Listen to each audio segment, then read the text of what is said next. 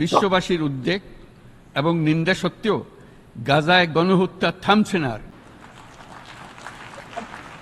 ফিলিস্তিনের মতো বিদ্যমান বাস্তবতা কেবল আরব কিংবা মুসলমানদের জন্যই উদ্বেগজনক নয়, বরং তা সমগ্র মানব জাতির জন্যই উদ্বেগের বিষয়।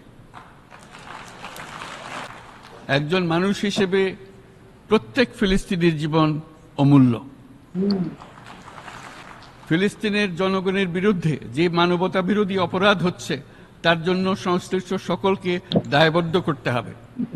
ফিলিস্তিনের জনগণের উপর চলমান নৃশংসতা, বিশেষত নারী এবং শিশুদের সাথে প্রতিনিয়ত যে নিষ্ঠুরতা বিশ্ব দেখাচ্ছে, তা থেকে নিস্তারের জন্য বাংলাদেশ অনতিবিলম্বে সম্পূর্ণ যুদ্ধবিরতির আহ্বান জানাচ্ছে।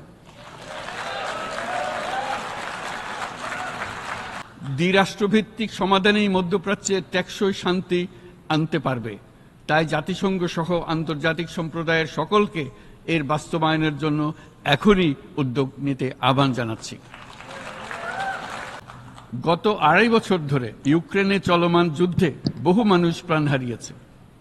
এই যুদ্ধের প্রভাব সর্বব্যাপী, এমনকি বাংলাদেশের অর্থনীতিতেও এর নেতিবাচক প্রভাব আমরা অনুভব করছি।